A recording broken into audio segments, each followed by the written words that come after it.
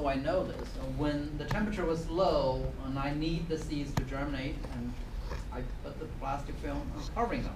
And with the sun shining on top of them, the temperature inside will be much higher. The seed will come out and germinating much faster. So if you increase the amount of carbon dioxide in that enclosed space, the temperature is going to go even higher. Scientifically, we can do this experiment. So you hear the argument, global warming is a fact. You hear the argument, global warming is fiction. There's no scientific evidence there. Well, you don't make the judgment based on whoever is trying to tell you the story. You don't make the judgment based on what I'm trying to tell you. You look at the number here. This is how much carbon dioxide you put into the atmosphere every day by using just the gasoline.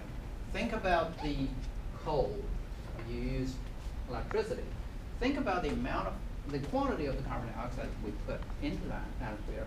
Is it going to have an impact on the environment? I think it will. If you put this much carbon dioxide, and this is unprecedented production of carbon dioxide, digging out fossil fuel deep down into from the ground, and you burn it, you generate carbon dioxide. The process of forming the fossil fuel, coal or oil, it takes billions of years, and it takes you 2 months to dig something out, or less than that actually, and then burn it, and you generate carbon dioxide there. It sure is going to have some kind of impact on the environment. So you need to, that's the importance of taking a chemistry class there. You need to be able to make your own judgment, not just listening to the talk radio hosts on the left and on the right. Both are, in my opinion, if I were in the room with them, I would just slap them on the face. They're talking nonsense. I'm sorry. They are, everything they're trying to tell you has a hidden agenda behind them. It's all about money.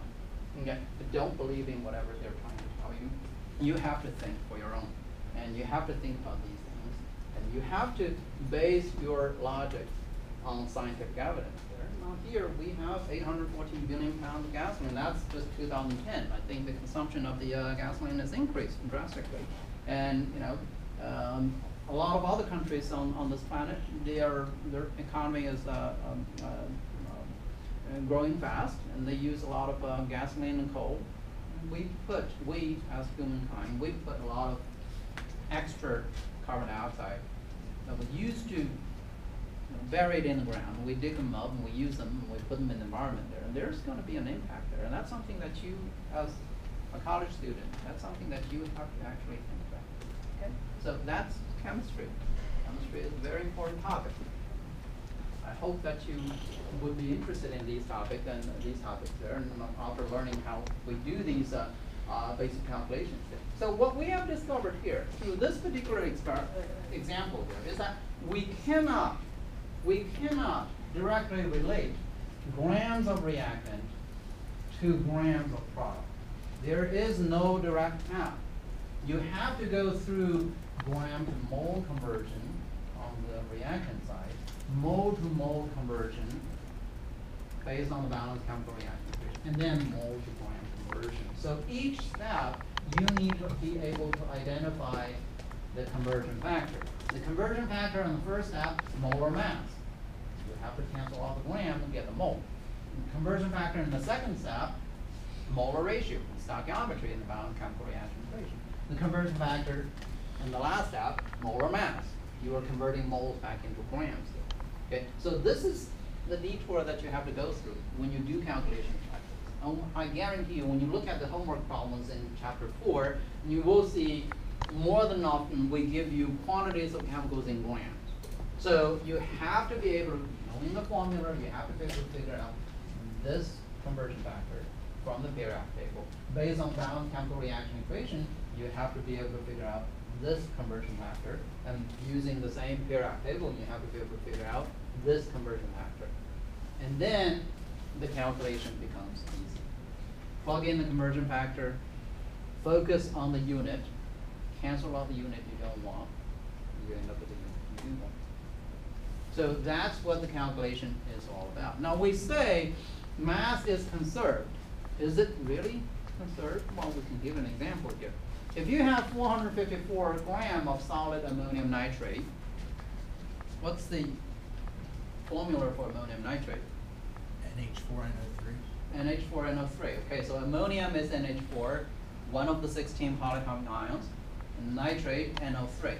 NH4 plus bears one positive charge, NO3 bears one negative charge. Now I promise you I will not test you for during the in-class exams, but you may see questions asking you the nomenclature in the final exam there. So just a reminder and trying to keep it fresh and trying to remind you every once in a while. Okay? And given the name there, we need you to be able to do calculations.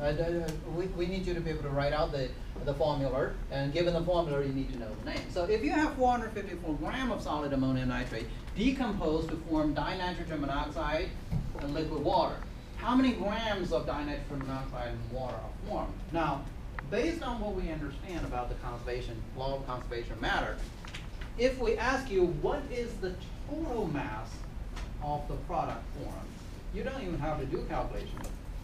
You can say 454 grams. Why do we use 454 grams? That's 1 pound. Now, we're more used to a pound, and we're trying to relate those the units that you use on a daily basis with the metric system. So, how do we confirm and verify that the mass is actually conserved in this particular case? Or how do we prove the mass is conserved in this particular case? Well, for this type of question, the first thing you need to do is always, you need to write out the balanced chemical reaction equation. So we know ammonium nitrate, NH4NO4, dinitrogen monoxide, N2, oxygen, N2O, water. So this is the balanced chemical reaction equation. Now, I may give you the equation without this 2 in here, asking you to balance it in the upcoming exam, not this first one, but the second one. Okay, so you need to pay attention to the chemical reaction equation. First thing is always, when you do a stoichiometry question, the first thing is always write out the balanced chemical reaction equation. And one thing we say about the chemical reaction equation, each mole of ammonium nitrate will produce 1 mole of nitrogen dinitrogen monoxide, 2 moles of water. Okay, now the second step, you have to convert mass into, remember that detour, and you have, there's no direct relationship between the mass of the reactant to the mass of a particular product. You have to go through mass to mole, mole to mole, mole to mass conversion. So we have to convert the mass, 454 grams of ammonium nitrate, 2 moles. The setup, dimensional analysis, nothing new. 454 grams, each mole is equivalent to 80 grams. Where do you get this number? Periodic table. You have nitrogen, you get 1 nitrogen, 2 nitrogen, 4 hydrogens, 3 oxygen. You add everything together, and this is what you get. This is something that you must be able to do. And when we finish chapter 2, this is something you should already know how to do it. Okay? Chapter 3, chapter 4, we're going to be dealing with this and using this conversion factor on a regular basis. You have to know how to get the molar mass if we give you the formula. Okay? 454 grams, and each mole is equivalent to 80 grams there. You do the calculation, you have 5.67. 3 is 6 big, 5.67 moles of ammonium nitrate. The third step, you have 5.67 mole of ammonium nitrate. How many moles of dinitrogen monoxide can we get? Well, the conversion factor, this is 1:1 ratio. So you plug in the conversion factor, each mole of dinitrogen